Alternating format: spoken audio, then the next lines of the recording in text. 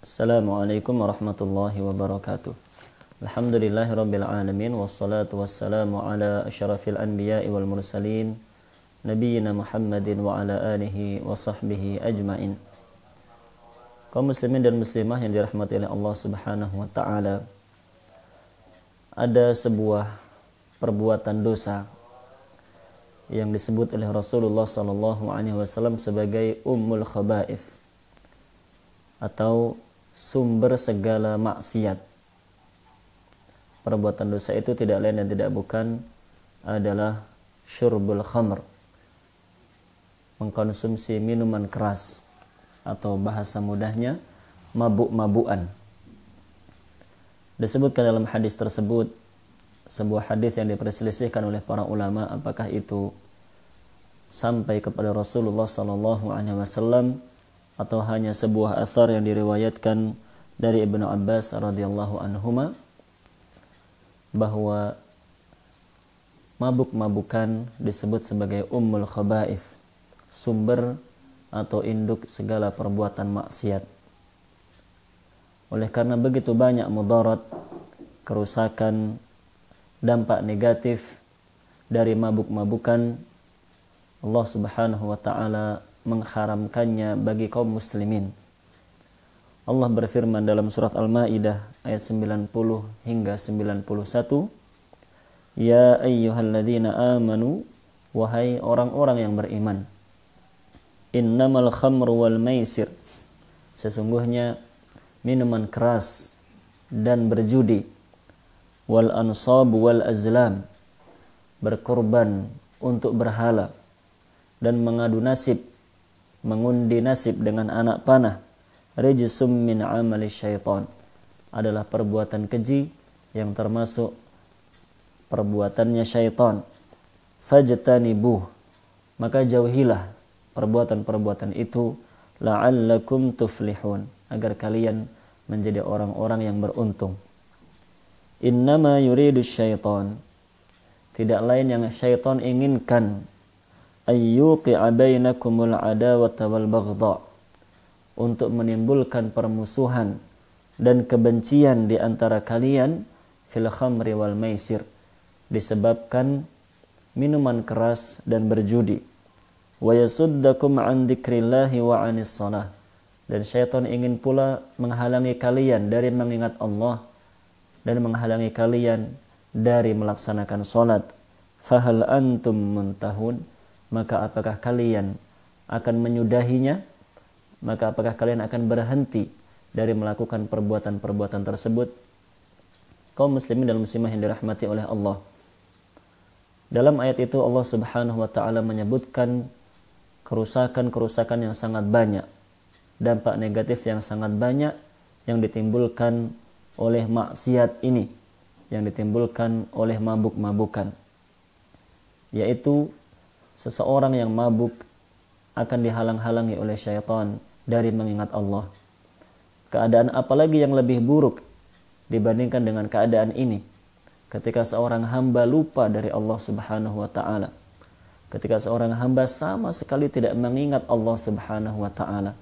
Sungguh itu adalah keadaan yang sangat-sangat buruk.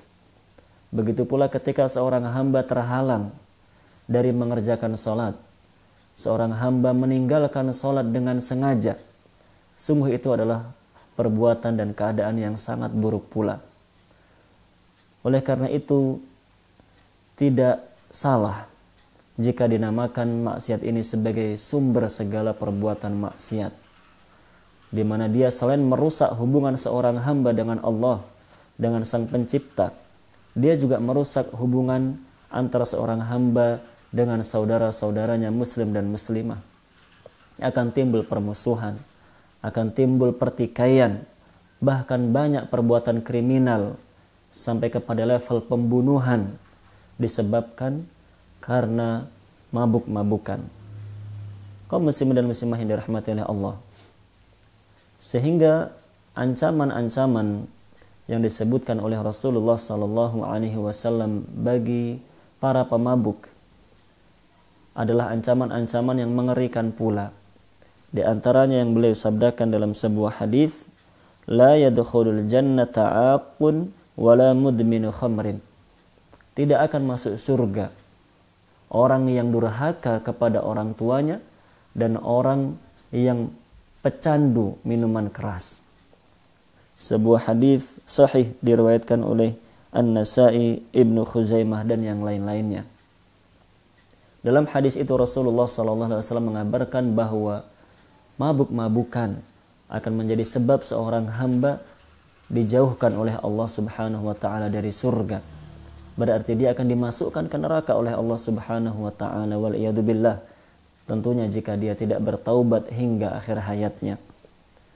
Dalam hadis yang lain, Rasulullah sallallahu alaihi wasallam menggambarkan siksaan bagi para pemabuk yang disiapkan oleh Allah Subhanahu wa taala di dalam neraka.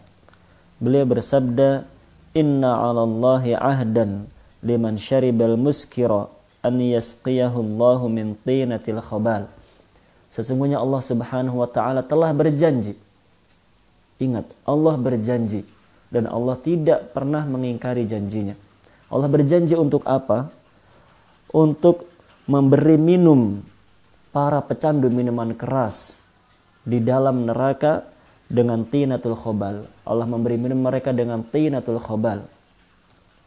Para sahabat bertanya, "Ya Rasulullah, wa ma tinatul khabal?" Apakah tinatul khabal itu wahai Rasul sallallahu alaihi wasallam? Beliau menjawab, "Irqu ahlin nar." Keringatnya para penghuni neraka, aw asaratu ahlin nar, dan nanah-nanahnya para penghuni neraka. Wal iyadu billahi min dzalik. Kaum muslimin dan muslimah yang dirahmati oleh Allah. Ketika seorang hamba dijauhkan dari api, ketika seorang hamba dijauhkan dari surga, dan dia dimasukkan ke dalam api neraka, itu adalah kerugian yang sangat nyata. Terlebih lagi jika di dalam neraka itu dia dihinakan kembali oleh Allah, ditambah lagi kehinaannya dengan diberi minuman berasal dari kotoran-kotorannya penghuni neraka, waliyadzubillah. Itu menunjukkan bahwa maksiat ini sangat-sangat besar dosanya di sisi Allah Subhanahu wa taala, sehingga siksa yang disiapkan oleh Allah bagi mereka, bagi para pelakunya adalah siksa yang berat sekaligus siksa yang sangat menghinakan mereka di akhirat nanti. Wal iyadu billahi min dzalik. Naam. Kaum muslimin dan muslimah yang dirahmati oleh Allah. Dan yang perlu kita ketahui bahwa ancaman laknat dari Allah Subhanahu wa taala bukan hanya berlaku bagi orang yang meminum minuman keras saja, namun berlaku bagi semua pihak, semua orang yang ikut andil dalam maksiat tersebut. Dalam sebuah hadis Rasulullah SAW menyebutkan ada 10 pihak yang mendapatkan laknat disebabkan minuman keras itu. Beliau bersabda, "Lu'inatil khamru." Khamr itu dilaknat, minuman keras itu dilaknat, bi'ainiha, secara zatnya, bendanya, minumannya itu mendapatkan laknat dari Allah Subhanahu wa taala. Yang kedua, wasyaribuha, orang yang meminumnya, yang mengkonsumsinya mendapatkan laknat dari Allah. Yang ketiga, wasaqiha, orang yang menuangkannya. Yang keempat, wabai'uha, orang yang menjualnya, menyediakannya di toko-toko mereka. Wa mubta'uha, dan orang yang membelinya. Wa asiruha, orang yang membuatnya, produsen minuman keras tersebut. Wa mu'tasiruha, atau orang yang meminta untuk dibuatkan minuman keras. Wa hamiluha, orang yang membawakan minuman itu kepada calon pembeli, calon orang yang meminumnya. Wal mahmulatu ilaih, begitu pula orang yang minta untuk diambilkan minuman keras. Dan yang terakhir, yang ke-10, wa akilu thamaniha, dan orang-orang yang menikmati keuntungan dari jual beli minuman keras tersebut. Sebuah hadis sahih diriwayatkan oleh Imam Ahmad, Abu Dawud, Ibnu Majah dan yang lain-lainnya. Begitu mengerikan ancaman yang disampaikan oleh Rasulullah SAW, di mana dengan seteguk minuman keras yang dikonsumsi oleh peminumnya, kemudian dia mabuk-mabukan, maka laknat dari Allah akan turun kepada 10 pihak tersebut. Oleh karenanya kita semua berkewajiban untuk menghindari dosa besar ini. Begitu pula mengingatkan keluarga kita untuk menjauhinya. Mengingatkan saudara-saudari kita yang mungkin menikmati keuntungan dari minuman keras ini, agar menjauhi mata pencaharian tersebut, karena itu adalah mata pencaharian yang tidak diridhai oleh Allah Subhanahu wa taala.